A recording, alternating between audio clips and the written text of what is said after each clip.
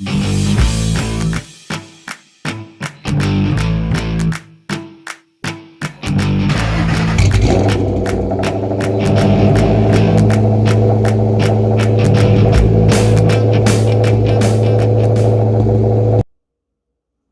up, guys? This is going to be a quick video, hopefully, of my installation of my Intellitronix digital dash gauge cluster. This is a cheap alternative to the expensive aftermarket gauges. These are significantly cheaper. They do require a little extra work. I've got to reuse this housing to put all the components in for the new dash, and kind of feels not right tearing this apart because this is a perfectly good gauge cluster, but unfortunately I cannot use it. So I will be tearing this apart and showing you how to put it together. So you need is a T15 Torx driver and a small Phillips, and everything should work out pretty good. The only thing I see that I don't necessarily like is where the button comes through here. It doesn't utilize that in the new gauge cluster, so I'm either going to have a button there that does nothing, or I will have a hole. But let's get to it and see how it looks.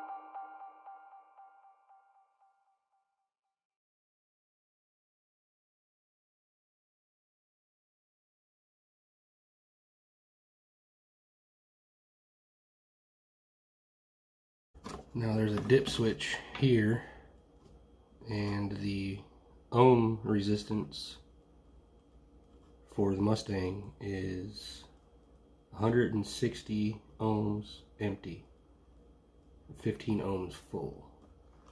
And the closest I can get with these dip switches is 16 ohms full and 158 ohms empty. So that's dip switch up 1 and dip switch 2 down. Now there's an overlay. This goes over the top to hide the circuit board.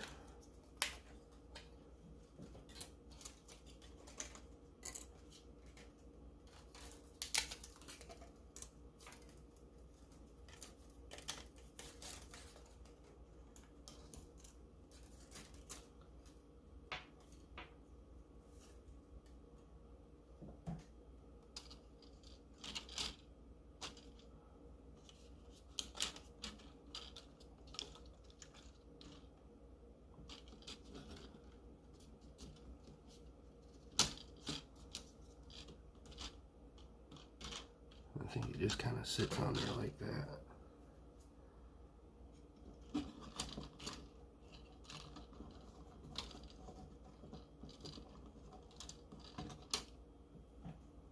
And then you have a piece of acrylic.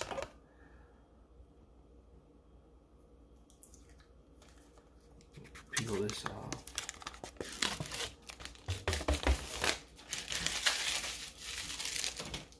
It's on both sides.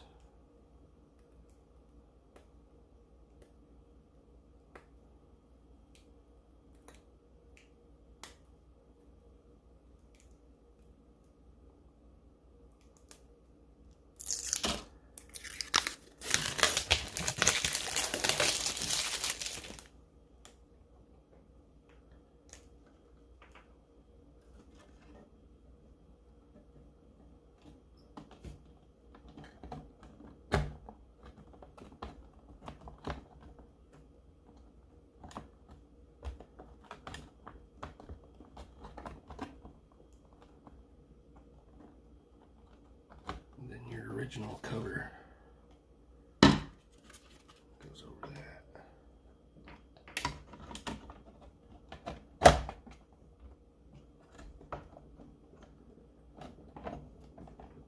Something like that. But there's these little spacers that I've got to put in first before I can button her all up. Well, that's pretty much the gist of it. I'll button her up and then show you what she looks like.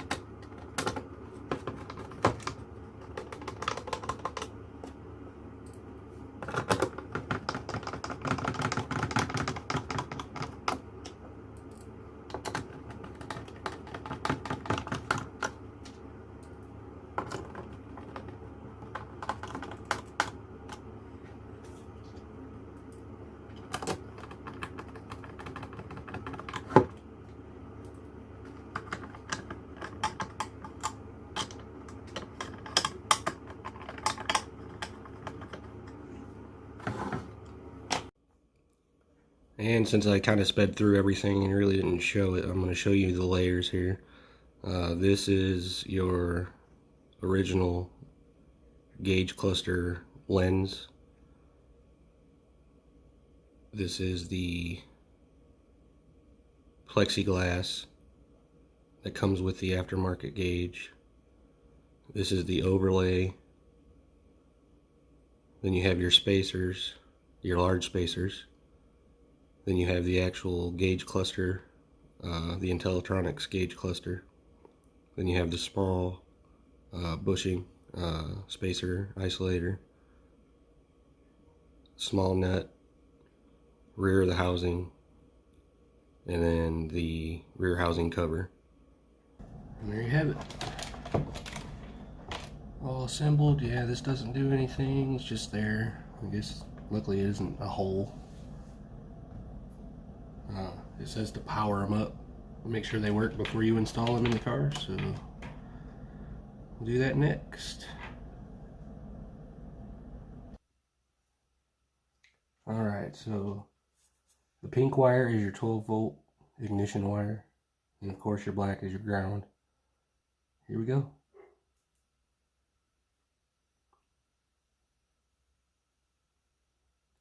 I like it. Drop a comment. Let me know what you guys think. Like, share, subscribe. And we'll see you on the next one.